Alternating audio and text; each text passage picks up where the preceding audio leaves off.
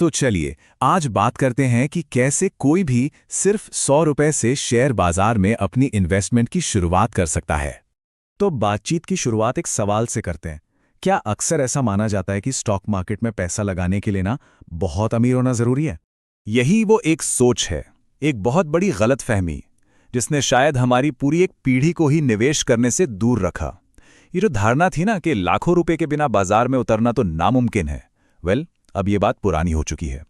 और इसी गलतफहमी का नतीजा यहां साफ साफ दिखता है।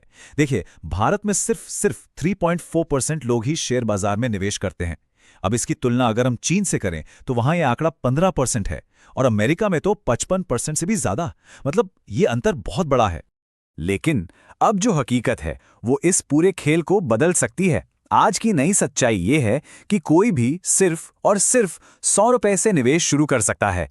जी हां, सही सुना, एक ऑटो राइड या फिर एक फूड ऑर्डर से भी कम में। ठीक है, तो फिर इसमें थोड़ा और गहराई से उतरते हैं। सबसे पहला और सबसे जरूरी कदम क्या है? वो है बाजार में एंट्री पाने की चाबी हासिल करना, और वो चाबी है डीमैट अकाउंट। तो सवाल उठता है कि ये डीमैट अकाउंट आखिर है क्या? देखिए, इसे बिल्कुल एक डिजिटल वॉलेट की तरह समझिए। जैसे हम सब पैसे रखने के लिए डिजिटल वॉलेट यूज करते हैं ना, ठीक वैसे ही खरीदे गए शेयर्स को रखने के लिए डीमैट अकाउंट का इस्तेमाल होता है। सिंपल। और पता है, इसे खोलना भी बहुत ही आसान है। बस 3 सिंपल सी स्टेप्स हैं। सबसे पहले अपनी पसंद का कोई ऐप चुन लीजिए। फिर अपने जरूरी डॉक्यूमेंट्स के साथ पहचान वेरीफाई करानी होगी, जिससे हम ई-केवाईसी कहते हैं।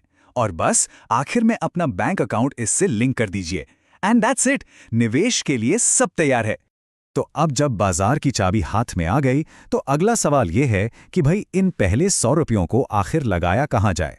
चलिए, शुरू करने वालों के लिए 3 सबसे आसान और असरदार तरीकों पर एक नजर डालते हैं।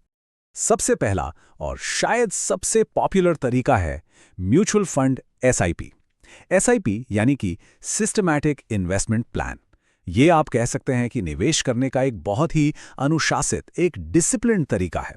इसमें होता क्या है कि हर महीने एक तय रकम, चाहे वो कितनी भी छोटी क्यों ना हो, एक म्यूचुअल फंड में जाती रहती है। अब यहां पर जो चीज है ना, वो सच में कमाल की है, और वो है कंपाउंडिंग की ताकत।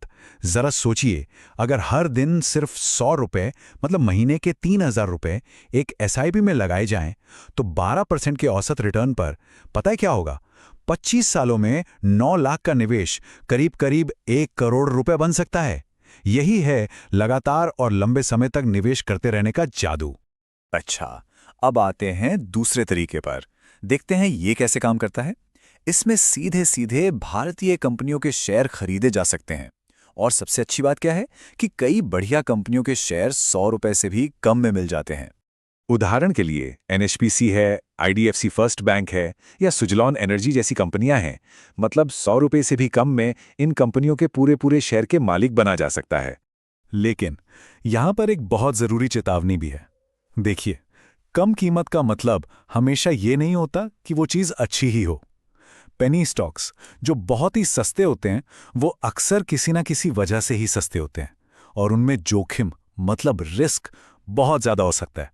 तो सबसे जरूरी बात यह है, किसी भी स्टॉक में पैसा लगाने से पहले अपनी रिसर्च वो जरूर करें।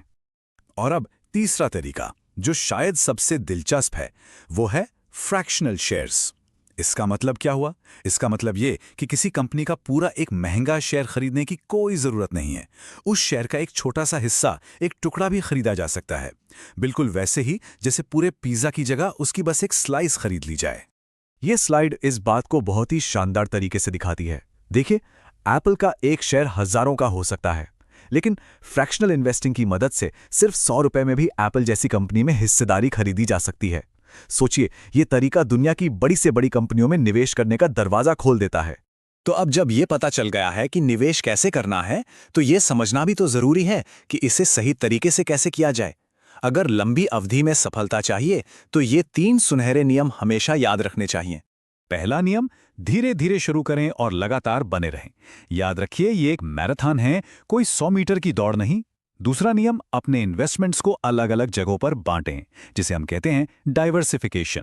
और तीसरा और सबसे अहम, बाजार के उतार चढ़ाव से घबराकर या बहुत ज्यादा लालच में आकर इमोशनल फैसले लेने से बचें। और आखिर में एक बहुत ही जरूरी बात पर गौर करते हैं जब भी निवेश के बारे में सोचा जाता है ना, तो सबसे पहले मन में पैसा खोने का डर आता है। लेकिन असली जोखिम वो पैसा खोना नहीं है, असली जोखिम कुछ और ही है। सबसे बड़ा जोखिम ये नहीं है कि बाजार गिर जाएगा। सबसे बड़ा जोखिम तो ये है कि कभी शुरुआत ही ना की जाए। सोचकर देखिए, समय के साथ महंगाई हमारे जमा किए हुए पैसे की कीमत को धीरे धीरे कम करती रहती है, और निवेश ना करके हम उस दौलत को बनाने का मौका ही खो देते हैं जो हमारे भविष्य को सुरक्षित कर सकती थी। तो असली सवाल ये नहीं है कि बाजार गिरेगा या नहीं।